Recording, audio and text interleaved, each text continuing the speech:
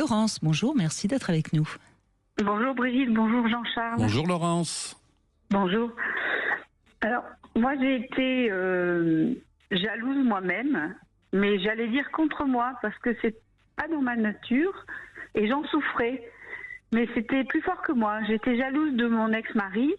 J'avais eu l'impression de l'aider à grandir, on va dire, et de l'améliorer, et que quelqu'un d'autre puisse le regarder ou qu'il puisse lui regarder quelqu'un d'autre. J'avais l'impression qu'il m'échappait. C'est intéressant parce que là on voit bien ce désir d'emprise ou de possession que vous aviez sur lui parce que vous l'aviez fabriqué. C'est vous qui l'aviez fabriqué, donc il vous appartenait.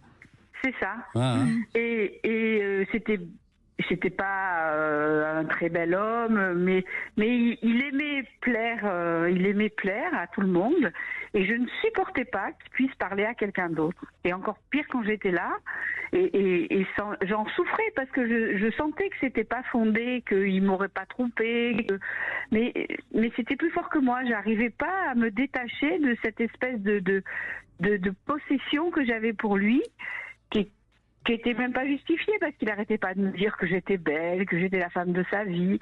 Mais voilà, quand on allait quelque part, il fallait qu'il reste à côté de moi. C'était insupportable pour moi. Oui, mais en même temps, ce que vous avez dit qui peut expliquer ça aussi, c'est qu'il aimait plaire. Et parfois, c'est un peu agaçant quand on voit la personne avec qui on est, qui est sans arrêt en train de faire la roue. Parfois, c'est un peu agaçant, mais parfois, ça fait partie aussi des choses qui nous ont attirés vers la personne. Hein.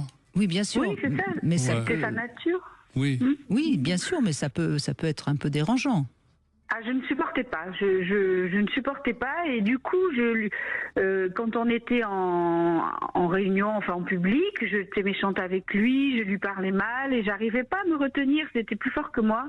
Et après, je m'en voulais parce que je me disais, bon, il n'a pas forcément mérité puisque il a pas l'air d'avoir envie de me tromper. Mais est-ce que ça pourrait pas venir, c'est vous qui allez me répondre, hein, mais j'ai comme ça une idée. Est-ce que ça pourrait pas venir du fait que quelque part, c'est peut-être un manque de respect d'aller séduire toutes les femmes qui sont là quand on est dans une soirée avec l'homme de sa vie? Alors, c'est possible, mais ce dont je me suis rendu compte plus tard, c'est qu'en fait, c'était de moi dont j'étais pas sûre, et c'est moi qui l'ai trompé. Ouais, c'est moi qui suis allée voir ailleurs. Donc en fait, vous aviez peur de vos propres pulsions à vous, que vous attribuiez à l'autre. Oui, ça c'est fréquent. Hein. C'est ce qu'on appelle l'identification projective. C'est ça. Oui, bien sûr. La pulsion de tromper, elle n'est pas dans l'autre, elle est dans vous. C'était mes peurs en fait, c'était les peurs de mon comportement que j'avais. Bien sûr. Mais il y a quelque chose de très intéressant du côté du Pygmalion, ce que vous avez évoqué tout à l'heure. C'est-à-dire, vous connaissez l'histoire de Pygmalion, hein, c'était un sculpteur qui avait réalisé une très très belle figure de femme, et il en était tombé amoureux. Et heureusement, un dieu, je crois que je ne sais plus lequel, l'a transformée en humaine.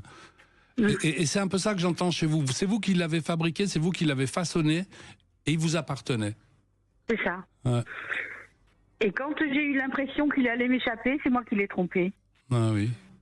Si ça avait été une statue, vous l'auriez détruite. Qui était, lui, par contre, hyper jaloux, et notamment de mon passé.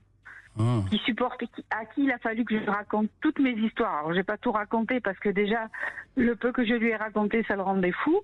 Mais j'ai passé des nuits entières à lui raconter avec qui j'étais, comment il s'appelait, qu'est-ce qu'on faisait, où on allait. C'est une erreur, hein, parce que dès que vous commencez à rentrer dans ce jeu-là, ça n'en finit plus et ça excite l'autre. Mais en même temps, ça excite sa jalousie. Ouais. Est-ce qu'il n'y aurait pas une pulsion homosexuelle là-dessous qui serait insupportable chez la personne? Raconte-moi ce que tu faisais avec d'autres hommes, et quand on lui raconte, ça le rend malade. Parce qu'il s'est identifié, en fait. En fait, ce qu'il me donnait comme explication, c'est qu'il voulait être le meilleur.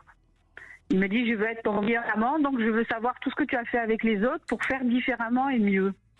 Mais c'était insupportable. Ouais, je comprends, oui.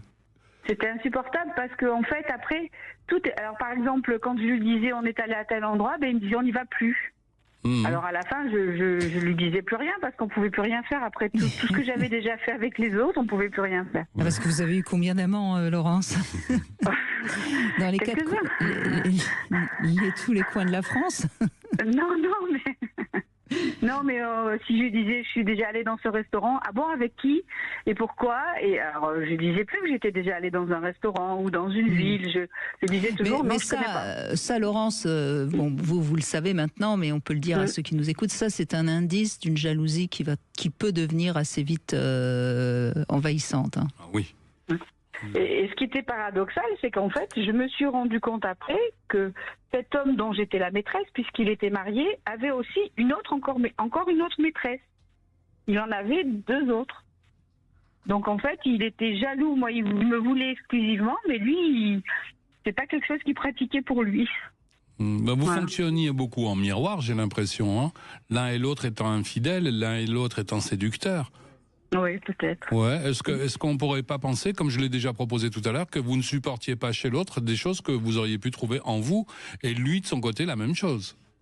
Je pense, c'est une explication, oui. Est-ce que vous avez été vraiment fidèle à un homme, Laurence? Je suis fidèle quand j'aime. Dès que j'aime plus, je suis plus fidèle. Oui, voilà. Donc on voit bien chez vous, en effet, quelque chose. Est-ce que c'est la peur d'être seul aussi? La peur de la solitude. Parce que quand on n'aime plus, on pourrait dire je m'en vais, et prendre le temps de faire une sorte de deuil, comme on le disait tout à l'heure, de la relation passée. Et, non, j'ai une vraie peur d'être seule. Non. Ouais, voilà, il est là le problème. Oui. C'est une angoisse d'abandon qui est là derrière, en fait. Pourtant, j'ai pas été abandonnée petite, ou du moins, j'ai peut-être vécu ça différemment. Vous savez, l'angoisse d'abandon, elle peut s'expliquer par des angoisses quand on est très très bébé et que maman ne vient pas suffisamment Enfin, c'est très très curieux. Hein. Il ne faut pas oublier que jusqu'à l'âge de 6 ans, on est des êtres d'émotion, on est incapable de comprendre ce qui nous arrive et donc il peut y avoir des tas de choses qui se mettent en place et qui puis extrêmement fragiles. Parce que si ça fait résonance avec une angoisse précoce, l'angoisse d'abandon chez un tout petit est synonyme de mort. Si je suis abandonné, je ne survivrai pas. Mais c'est le cas. Alors que chez nous, adultes, quand on nous abandonne, généralement, quelques temps après, on se retourne, on regarde la personne qui nous a abandonnés, on se dit, elle a bien fait, hein. Ça aurait été dommage qu'il reste. Donc en fait, vous voyez le grand écart qu'on est en train de faire entre danger de mort d'un côté et bonne nouvelle de l'autre. C'est pour ça que ça vaut le coup d'aller travailler un petit peu sur ces traumas infantiles, pour les dégager et les relativiser, quoi. Et moi, je dirais quand même toujours à tous ceux qui nous écoutent, la meilleure manière de régler cette angoisse d'abandon, c'est la spiritualité, je trouve. Je dis pas la religion, je dis bien la spiritualité. Je trouve. Oui, c'est une solution. Ça, et revisiter ces traumas de l'enfance. Bien sûr, mais c'est pas toujours si simple. Parce que même la spiritualité, si j'aborde la spiritualité à partir de mes névroses, je vais évoluer au ralenti, il me manque quelque chose. Moi, je le sais bien, je pratique par exemple la méditation zen depuis que je suis gamin. Et j'ai commencé à faire une psychanalyse, la première, j'avais presque 30 ans. J'ai vu ma méditation se transformer. Non, mais moi, comme vous le savez, je suis une adepte de la psychanalyse aussi, donc je ne suis pas en train de vous dire le contraire. Je dis simplement que pour certaines personnes, la psychanalyse est parfois un peu rude. Parce que c'est du scalpel. C'est difficile. Tandis que se réfugier dans la nature ou dans la spiritualité, ça panse un peu les plaies et ça permet de survivre. Voilà. Bien sûr. Mais bien sûr que dans l'idéal, donc revenir à ses racines. Dans l'idéal, je suis d'accord, la psychanalyse et la spiritualité. Et là, on a tout réglé. La psychanalyse, j'espère que je ne vais pas choquer, c'est pour moi un morceau du chemin spirituel que nous pourrions faire dans notre vie. Je suis d'accord. Et d'ailleurs, il y a 2-3 auteurs magnifiques qui ont écrit, qui ont fait le lien entre les deux, parce que c'est indispensable. Oui.